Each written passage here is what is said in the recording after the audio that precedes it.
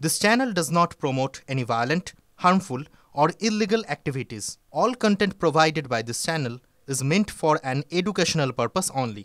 Cancer Healer Center, a new beginning. আপনি ওষুধ খাচ্ছেন নাকি বিষ? যে ওষুধ খাচ্ছেন সেটা জাল নয় তো? বাজারে ছড়িয়ে কোটি কোটি টাকার জাল প্রেসারের ওষুধ টেলমাসাটিন।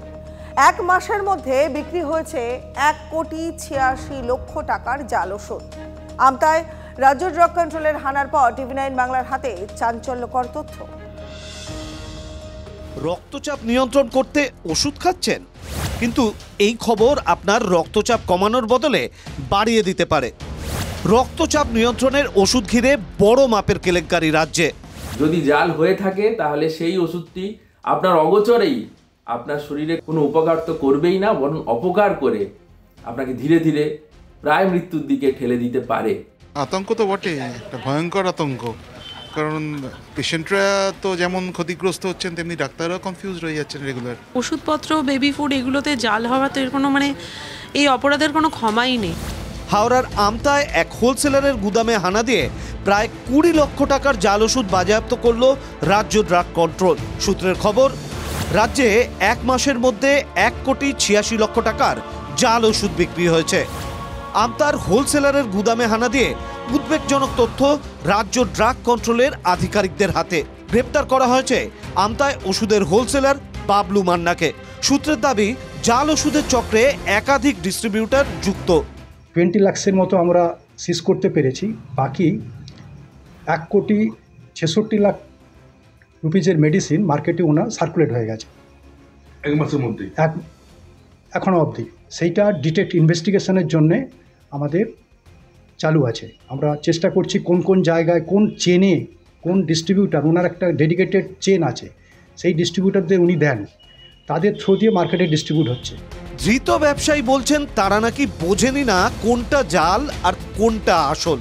কারবার তোমার 2007 সালে আমি বিলে কিনেছি, RTGS করেছি, বিলে বিক্রি করেছি, উইদাউট বিলে কিনিনি, ক্যাশেও কিনে না, ব্যাংক মারফত অনলাইনে মাল কিনেছি।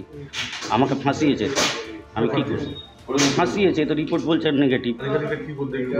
এরা বলছে এখন নেগেটিভ, কারণ আমাকে মানতে হবে, ওরা সরকারি লোক। কী করে বলবে? সেটা কি আমরা বুঝতে পারবো? আমরা ব্যবসায়ীরা বুঝবো কোনটা জাল কোনটা অরিজিনাল? এ নিয়ে রাজ্য সরকারের গাফিলতির দিকেই আঙুল তুলেছেন চিকিৎসকদের একাংশ। রোগের যে কারণে ওষুধ খাচ্ছেন সেই রোগটি থেকে যাওয়ার কারণে যা যা ঘটবার সেগুলি তো ঘটবেই, উল্টে যে কেমিক্যালটি থাকছে তার পার্শ্ব প্রতিক্রিয়া তো অনেক মারাত্মক।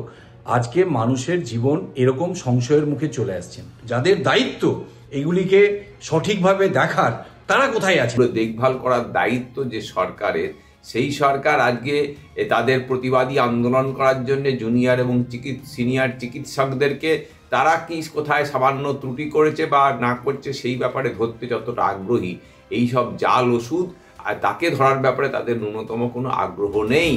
কিন্তু কিভাবে চিনবেন আসল ওষুধ? ওষুধ জাল কিনা তা বোঝার একটা সহজ উপায় হলো এই 300টি গুরুত্বপূর্ণ ওষুধ, যা খুবই সাধারণ, ঘরে ঘরে ইউজ হয়, তাদের গায়ে যে QR কোড আছে সেই QR কোড যদি স্ক্যান করে দেখতে হবে সেটা ভেরিফাইড কিনা। এটা যেমন প্যারাসিটামলের কোম্পানি, তার যদি আমরা QR কোড স্মার্টফোন থেকে QR কোড স্ক্যানার দিয়ে যদি আমরা সেটাকে স্ক্যান করি, স্ক্যান হয়ে গেল, স্ক্যান করা ভেরিফাইড প্রোডাক্ট। এখানে এই তথ্য লেখা রয়েছে ভেরিফাইড প্রোডাক্ট, অর্থাৎ এই প্রোডাক্ট জাল নয়। এইখানে একটা ওষুধ রয়েছে, এটা টেলমাসাটান, জেনারিক নেম, তার 20 মিলিগ্রাম ট্যাবলেট, কোনো QR কোডই নেই। আমারই এমন 8খানা করে ওষুধ খাই, QR কোড দেখা সম্ভব না। আতঙ্ক তো অবশ্যই। আমি ওষুধ খাচ্ছি, পয়সা খরচা করে ওষুধ খাই, শরীর ভালো হওয়ার জন্য উত্তরটা খারাপ হয়ে যাচ্ছে। ওটা রাজ্যে জাল নেই এমন কোনো জায়গা নেই, সমাধান তো নেই। আর এগুলো সবগুলোর সঙ্গে রাজ্যের পুলিশ এবং রাজ্যের সরকার এবং শাসক দল যুক্ত। এটাই দিদির বাংলা, যেখানে পয়সার বিনিময়ে তুমি সবকিছু করতে পারো।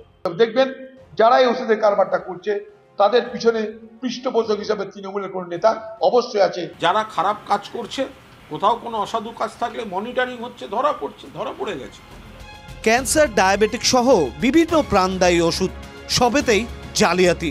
2 মাস আগেই খাস কলকাতায় ভবানীপুরের একটি বাড়ির গোডাউন থেকে পেটি পেটি জাল ওষুধ উদ্ধার হয়। সৌরভ দত্তের রিপোর্ট, TV9 বাংলা।